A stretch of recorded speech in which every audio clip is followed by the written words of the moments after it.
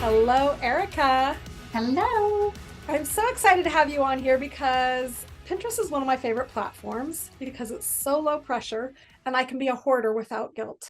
That's actually a really good way to put it. I love Pinterest because it is where you can go to discover new things. And one of their taglines right now is really it's where positive things happen. You don't have to worry about comparison or imposter syndrome when you're looking at content on Pinterest. And it's just a really positive place to be. I couldn't agree more. It's like a little teeny giant magazine all in one little, Yes. it's like you're just thumbing through all the beautiful inspiration, things that people give you ideas to do. If I want a new recipe, if I want to learn how to do a specific art technique, if I want Right. to learn business, I turn to Pinterest probably as often, if not more, for that type of work than Google, in all Right. honesty, which is why they've been telling us probably people like you, have been saying for so long, don't ignore Pinterest. It's not like social media. It's a search engine. Correct. And it's a visual search engine. So that's why I think it is better than Google, right? It's kind of like Google and Instagram came together and they had a baby and it's Pinterest. So what I love about what you said about going and discovering new things on Pinterest and searching out new ideas or solutions to problems is that's what makes Pinterest so great. It's like a full funnel marketing engine for your business if you're looking at it from that perspective, because people go to Pinterest, just like you said, to discover, to find solutions to their problems or to look at new ideas. And then they save that content to a board and then they come back later when they're ready to make a purchase. They're searching through those pins on that board that they've saved about X idea or X solution to whatever problem. And they're like, okay, now I'm ready to take action. And when you are consistent with your Pinterest marketing plan and you keep showing them pins about that, you're essentially warming them up and you're reminding them, oh yeah, I saved that pin to that board, let me go back to that. And then you have a warm buyer, you have a warm person maybe on your list or just in your funnel, maybe they're just following you on Pinterest. But it's much easier, as we know, to convert someone who is a warmer audience than it is a cold one. And that's why I love Pinterest, because you can do that full funnel strategies. So it sounds to me like what you're saying is that we do still need to be consistent there because they can't just see you one time. I Right. mean, there's always the miraculous click through, but it's the seeing Yeah. you and repeat all over the place. And of course, once you've saved something or clicked something from Pinterest, Pinterest says, oh, they like this.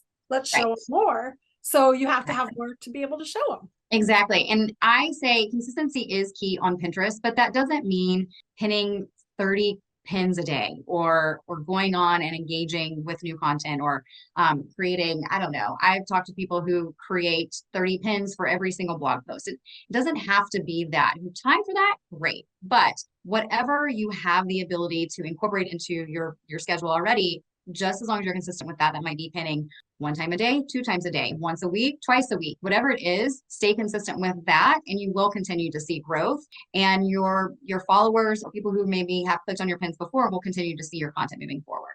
Yeah. So then that brings us to let's do an overview of like what's working now. What should we keep in mind? Like I got on Pinterest when it was still in like you had to be invited. Same I've been here. on since the beginning because as an artist and as a visual person, like it was like perfect for me. And I've never thought of it really as social media the way we do with everything else. Right. But I used to pin all the time. And then I would notice years later, some of those pins were still getting people clicking back to my site. In fact, many of my clients say that some of their best traffic to their website is still coming from Pinterest, which tells me it's like we're underutilizing it as artists. We're really Right. underutilizing its potential to get eyes on our courses, our programs, our products, whatever it is.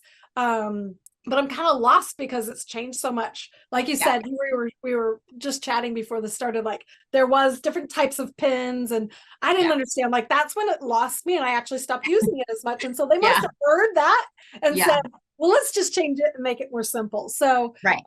so I've been back on a lot over the last few months, partially because I'm kind of tired of Instagram.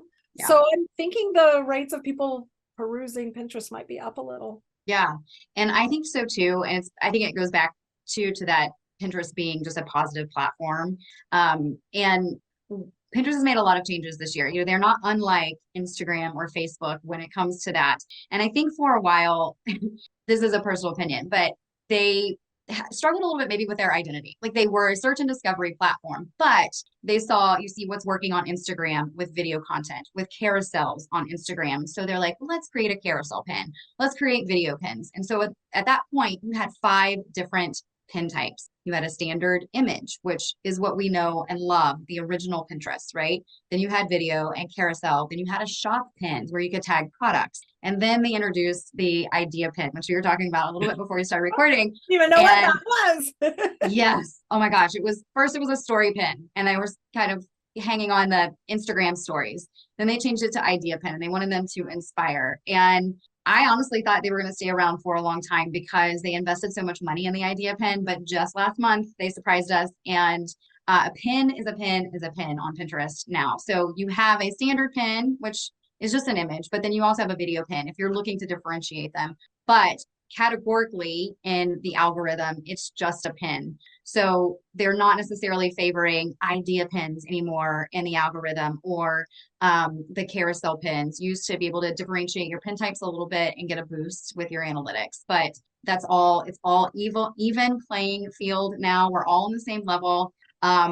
The one thing that I am seeing working though, kind of leaning into this switch up a little bit, because I was doing idea pins for my clients for the last several months, right? Because we knew that was working and it was new and we wanted to be rewarded for that in the algorithm. But video pins still remain just really useful, and they are getting a lot of engagement. I think as a society, we are engaging more with video content, with, about reels and TikToks and that sort of thing. So I think the same applies on Pinterest. They're eye-catching, but one thing that I would recommend is, are they getting the clicks? Are they just getting views? Or are they people clicking and going to your website to learn more? So, they might do a really good job at getting impressions, but do you have the right call to action? Is your description telling them why they should click and visit your website to learn more? So those are some different things that you would want to look at when you're using those video pins. I think that's a really good point.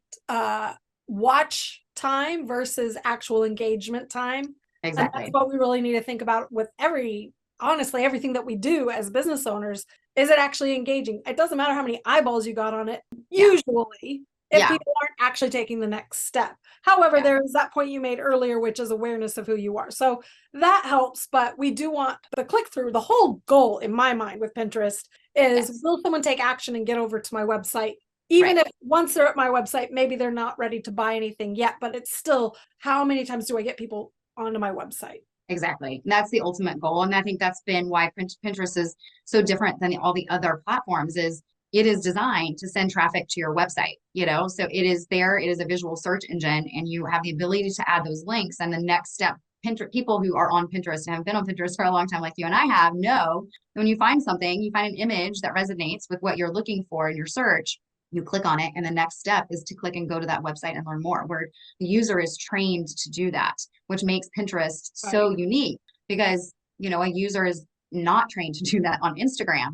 On the flip side of that, Instagram wants you to stay on the platform for as long as possible.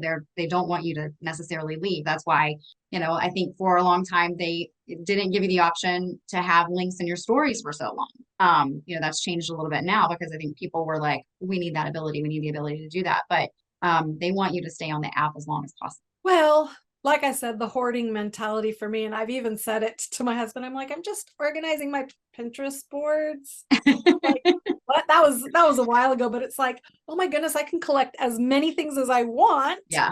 Images, ideas, recipes, colorful. Like my Color Crush Creative Pinterest board is so much fun because it's all around the wildest and wackiest, funnest things that you can find on the internet. I love that. And I'm like, oh my goodness, I can design this any way that I want, and really collect things that I might not normally, not just physically in person, but like I might not normally share or do on another site. But it's like this real fun playground for me. And I find a lot of artists to follow on Instagram. In fact, some of the people that I've asked to collaborate with, I first found on Pinterest. So I realize that's still a big part of how I operate, Right. And I might have the same habit as I do with Instagram, is like, I'm going to check it multiple times a day. Pinterest for me is more of I'm going to sit down and spend some time just for fun, surfing through it, finding the ideas that I want to find, something very specific. Has anyone ever done this idea before? so I use it differently, and I Yeah. use into it when I want to search like Yeah. home ideas or whatever. Like there's so many ways that I know personally as a user. So I'm so used to using other social platforms as the producer, right? Yes. I'm really Right. quite used to using Pinterest as the consumer. So I really understand more of how it can be used. Now it's the point of getting to being comfortable with using it again as a producer, right? Right. The person Right. who's actually putting stuff. And we started finally getting me and my team, because I don't do it all myself, or I probably just never do it. But we started earlier this year consistently posting every day. Now we don't post a ton, maybe it's a few pins a day, or we'll schedule out, because Pinterest Yeah. actually lets you schedule right in Yeah. native in the platform.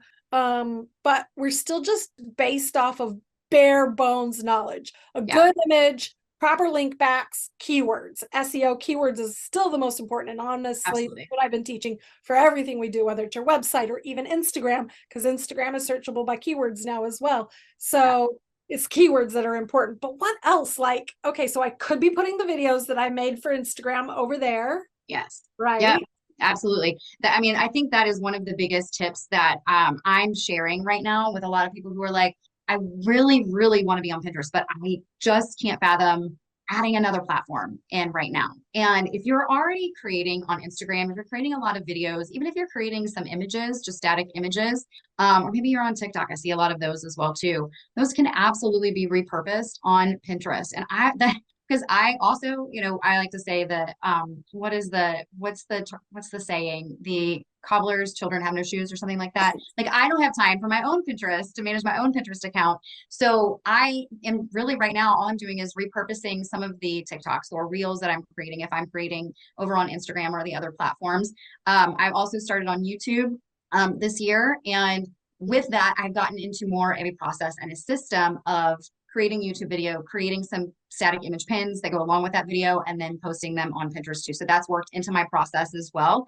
And That's a really good point. We don't yes, just have to be creating pins that go back to our website. And right. this is the part that I had a mind shift about this year, was like, I've always thought I need to have a really good blog so I can post the pins from the blog. And I Yeah, used to think you actually had to have those images on your blog in right, order to pin them. And right. now I know those pins can be created outside of the site that they're going to and Correct. link to that site. And it can Yes, be any of your sites, yes. right? Absolutely. So we could even link to Instagram Yes. if you wanted I- to, right? yes. I want to see if, yeah, but I want to give you a note on that, just kind of like a little Yeah. caveat. You used to be able to claim your Instagram. You could claim your Etsy. If you were an Etsy seller, you could claim your YouTube. And I think Pinterest did that because they're like, we're a traffic driver. We drive traffic. And if you own these other sites or these other pages on these other platforms, then yeah, you can claim them and we'll send traffic there. But then I think they realized we don't want to send traffic to our competitors. So you no longer have the ability to claim those additional sites in your settings. Like, you can claim your website, you can still claim your website, and Pinterest will recognize your website as claimed, as the more you pin to it, the more you save to it, you will gain domain authority. They will know who you are, what type of content you share. But if you have previously claimed an Etsy or an Instagram, they're still there, but unfortunately they're not prioritizing traffic to those other platforms anymore. So yes, I create pins for my YouTube, but I am that person that I create a blog post for that YouTube video, and then I pin to the blog post. But Okay. that doesn't mean you cannot still pin to YouTube, because you can do that. But I would actually test both of them to see what works best. Okay. I gotcha. That makes sense. So Yeah. you know that they're keeping track of everything that happens when there's clickbacks to my website. They're not going to keep track of all those other sites if there's a click to the other sites, correct? If you have claimed it previously, like before they made the change where you could no longer claim those additional sites, then yeah, you can still select them in your analytics and see what traffic is going there. If you haven't been regularly sending traffic to those sites, even if you have them claimed, you're probably not going to see many click-throughs. If you stay consistent with it, like I work with some Etsy sellers, if you stayed consistent with it, then you will see traffic back to your Etsy site probably. But if it's died off, I would guess not. Yeah. But still, traffic is traffic, whether you can Yes. trace it or not, correct? Right. Correct. And I would also, so one thing I will mention about Etsy is what I have noticed in analytics with one of my Etsy clients is they're not recognizing their click-throughs when you select Etsy in analytics, they're recognizing them as other pins. So I know that might be confusing, but when you click on the other pins in analytics, their pins are showing up there with hundreds of link clicks. So I know that people are clicking on those links and going to their Etsy site, but Pinterest Analytics isn't tracking them correctly right now. And I think it is because they're doing away with that ability to claim those other sites. They're still sending traffic, like a lot of traffic, but it's analytics are a little messed up. That's good to know because I'm sure there's still plenty of people in the art industry that are using Etsy. I don't use it anymore except for to buy stuff. Yes. I still like to buy stuff from Etsy. What about shop? They do have shop features on Pinterest, correct? They do. So that was another change that happened this year. So if you had a shop, or say you had a Shopify website, or you had a website that had products on it, and you could basically connect your product catalog to Pinterest, and on your profile, you would see a shop tab, which was so great because someone could land on your profile, click on the shop tab and see all of your products right there. And they even had the ability for a while, if you had a Shopify site, to check out right on Pinterest. I think they still have that ability, but what Pinterest did change was that shop tab on your profile is no longer there. Your catalog is still connected. And when you are SEO'd properly and you're using keywords properly, your products will show up as the product catalog pin in search results. It just happened today for one of my clients and it was there. So it tells me that their catalog is still connected. People can still shop their catalog and it is showing up in search results because we have everything else SEO'd properly. Gotcha. So that's interesting. It seems like what they're trying to do is simplify.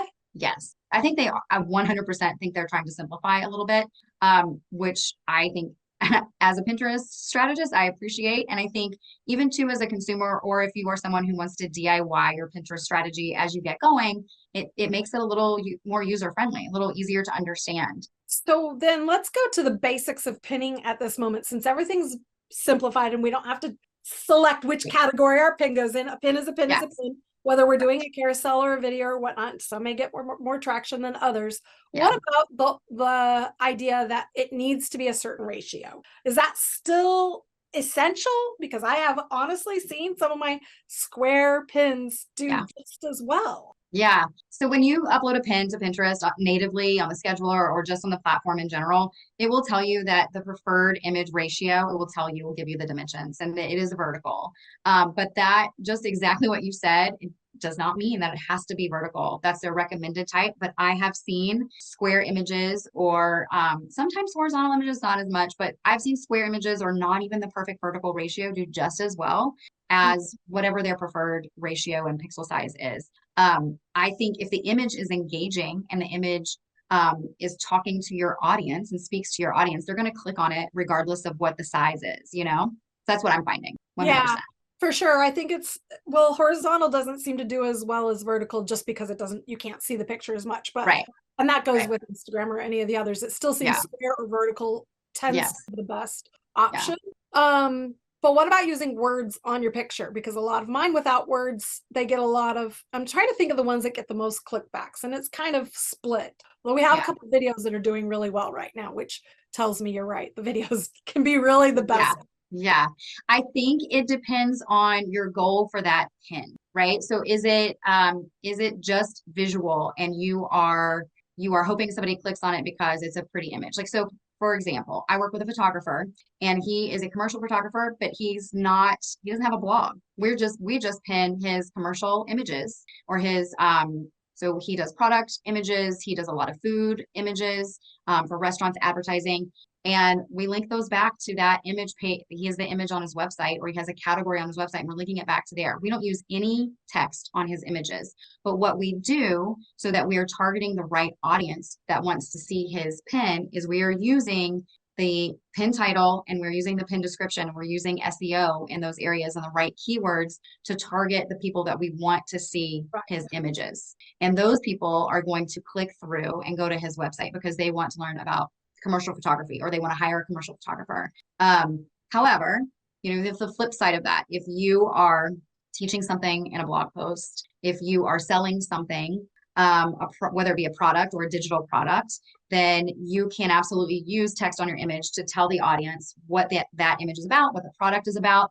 and the next step that you want them to take, whether it's click here, buy now, learn more, whatever it is. Call to actions and text really do well if you're advertising on Pinterest, because you want to tell that person to take the next step, which is to go to the website and hopefully purchase or sign up for your email list. But I think they work well too if you are targeting that kind of audience and you still want them to do that organically, then you can use the same text and the same call to action on the images to give them a little bit more info. But again, just going back to that client that I work with, we're just pinning images, but we're targeting the right people with the SEO in the pin description and the pin title. So that makes my brain think. I'm an artist. I have a lot of artwork on my site for sale. I could pin the artwork, and the SEO I would want to use wouldn't be how the artwork is made, but who the artwork is for. Correct.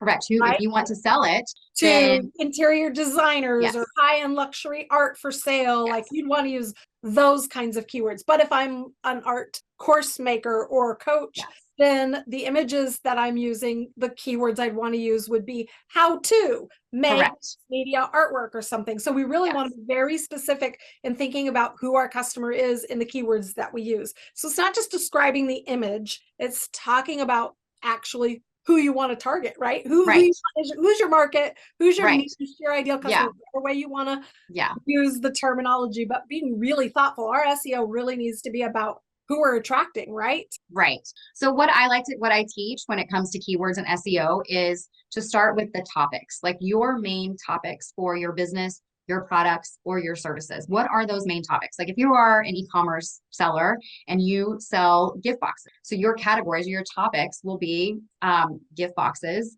gifts, but then maybe the types of gift boxes that you sell. So that might be birthday, bridal shower, or bridesmaid proposal, get well soon.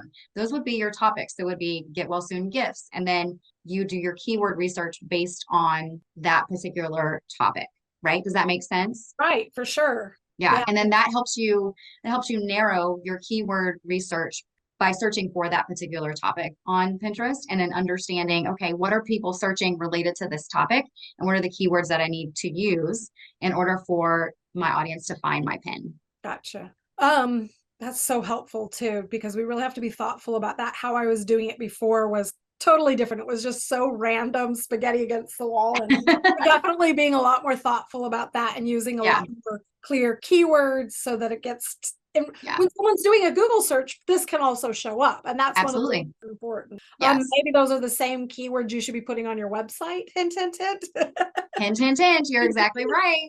You're exactly right. So the more consistent your pin is with your image, the text on your image, the text in your pin title, and your description is with the content that you're sending it to on your website or wherever you're sending that person that clicks on that pin, the more consistency there is, the higher Pinterest is going to rank it essentially in the algorithm. So what Pinterest does, without getting super technical and confusing, they give it a confidence score. They rank it essentially based on the keywords that you're using. And the more relevant they are across all of those areas that we just mentioned, the higher the ranking is going to get, the higher they're going to rank it. And the higher the ranking, the higher it will show up in search results. I mean, there's a lot of other factors that go into that, like engagement and clicks and all of that. But the basis of it is that consistency with the SEO. So business 101, let's get back to who do you serve? What do you do? What's your expertise? And then make sure that that's congruent across all platforms. Yes, absolutely. 100%. Yep. Yeah. How important is repinning at this point? It used to be like, if you weren't playing fair and sharing, they didn't really respect the pins that you were making, but how important is it still to this That's day? a really great question. And it's one that I love. In 2020, when Pinterest made like all of the big algorithm changes and updates, they said at that time that they will prioritize content of your own. They'll prioritize your content in the algorithm over other people's content that you are sharing, that you're pinning. So if you are somebody who is brand new to Pinterest and you don't have a lot of pins or blog posts or products or whatever you're sending traffic to, if you don't have enough, to stay consistent, then you can share other people's content as long as it is relevant to your audience. But when it comes to an overall strategy for my clients, I'm not sharing a lot of other people's pins, even if they are relevant to the client's audience, because sometimes if they're a product seller, anything that's relevant might be a competitor, right? And I want them to only click on my client's pins and go to their website.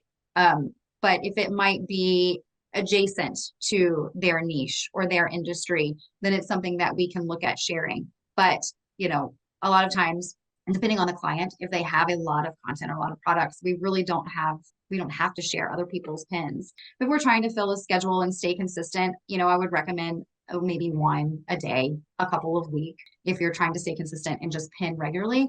But, the goal here with Pinterest is we want people to go to our website or to our products, Right.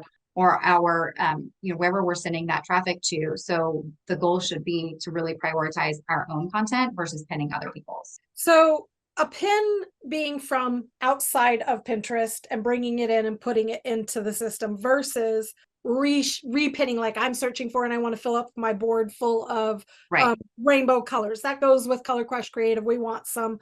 Right. How is that? Like, is that still relevant? And or you are discouraging doing too much of that even? So are you talking about repinning your own pins? No, Pins? just like I've done a search for like candy colored desserts, rainbow colored desserts. Yeah. And I want to make a whole pin board of rainbow colored desserts. Yeah. I mean, is that like, it used to be like, you've got to be creating and resharing other people's pins on Pinterest. Yeah. Are you discouraging doing that? Or are you just discouraging pinning from outside of Pinterest onto Pinterest? I'm discouraging doing that as well. Oh, they want you to share primarily, they will prioritize your content first, anything that's going to your claimed website. And also by doing that, you're telling Pinterest what your website is. You're helping your website gain domain authority, what we call with Pinterest, which means they're more confident. The more you're sharing links to that website, the more confident they are to show it to other people. They know it's safe. They know that you own it. More people are clicking on it. So they're like, okay, this is a safe website and it is about XYZ content. So we'll prioritize it in these search results. So if you're sharing content from other people that may not be exactly aligned with your products or your website, it confuses the algorithm a little bit. That it's kind of thinking like, okay, well, we were sharing some content about XYZ over here and it went to this website. Now we're sharing this over here. They're not going to prioritize it. And when it comes to resharing, they want you to share your own content first. I think I understand what you're saying. So basically have a private account and pin all of the recipes you want. Yeah, if you want to pin something that's unrelated to your business, you can make your board secret, and that anything that's on a secret board is not going to show up in the algorithm in search results. People visiting your profile won't be able to see it. I mean, I have a personal profile and a business profile, and I still have secret boards on my business profile. Like that might be something business related that I want to save, but it's not necessarily related to the content that I'm sharing about Pinterest. Right. Okay. Gotcha. That makes sense. So what would be an ideal, this is another thing that I heard. We'll take it in this direction. For some reason right now, my team has said, and we're still learning, maybe we need to take some more training from you. Yeah. More Pinterest training, but that we shouldn't be pinning from a specific URL more than once a day. It's a really good question. And this is where it gets really confusing. If you have one URL and one pin image, right? So a URL with this pin image, and you pin it to board A, they don't want you pinning that same URL, even with a new image, to that same board in the same day.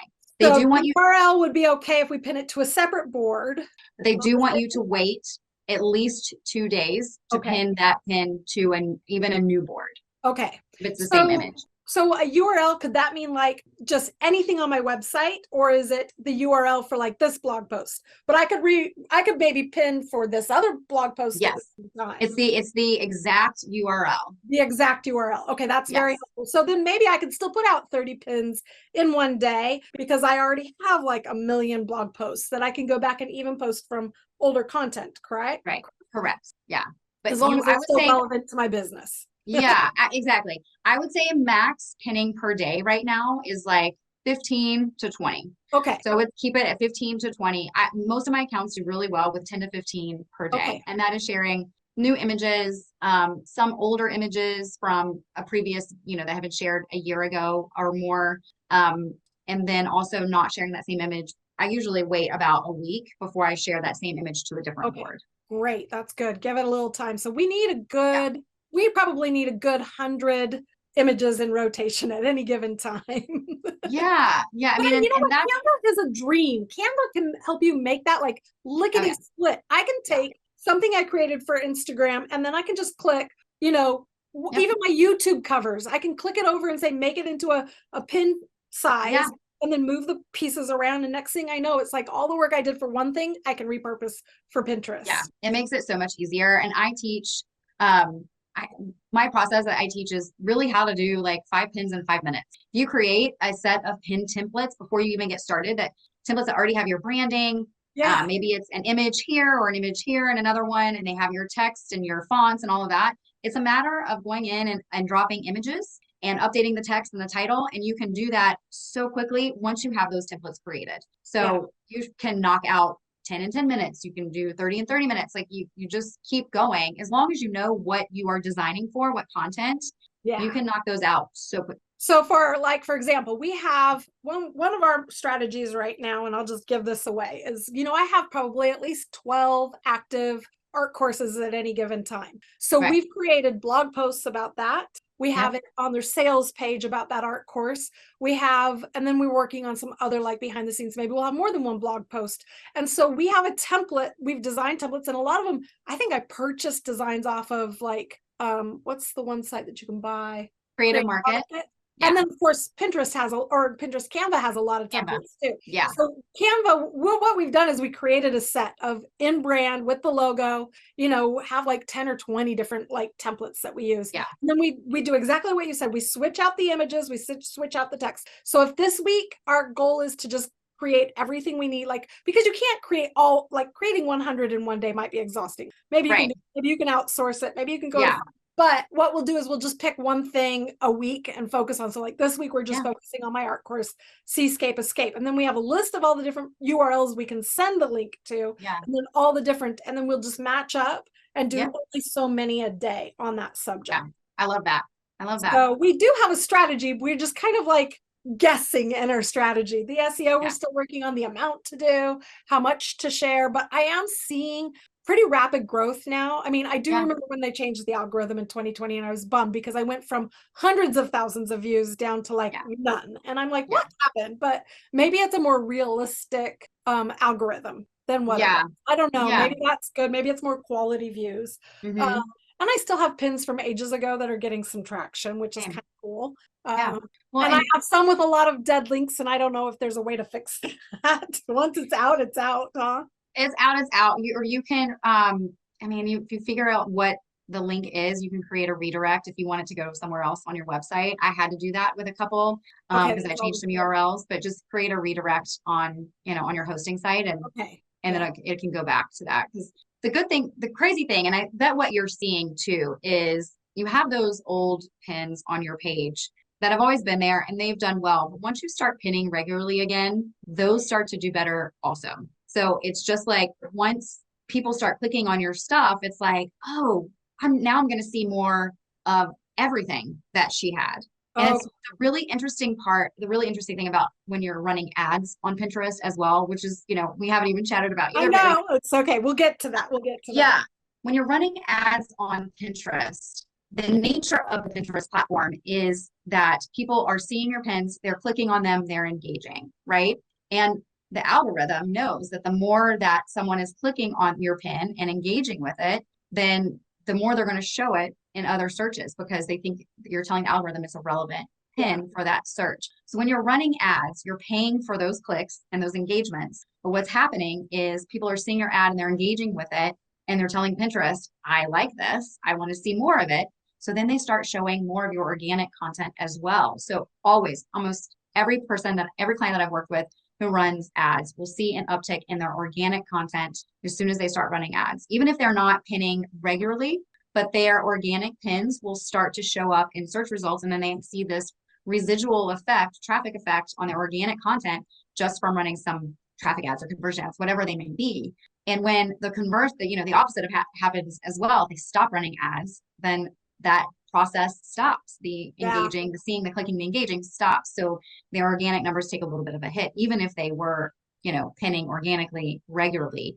And that's sometimes hard to explain to clients. They're like, what happened to my organic numbers? We're still doing organic marketing. And I'm like, well, you were spending a lot of money over here. And now we've stopped those ads or we've turned some of them off. So, the Yeah. organic content, it's all correlated. It's all correlated. In some ways, that's the same with social media when I'm running them on Instagram or Facebook, is then that brings more awareness. So then I have more engagement on my other posts. Now, Instagram's not going to serve my other posts up to that person. Right. But that person might come onto my feed and see what I'm doing, follow me. Yeah. And that's what I did. That's how I found you, actually. I didn't click on your link and buy something right away. I was like, I want to get to know this person more. So I followed your account, and now I'm engaging more with your products.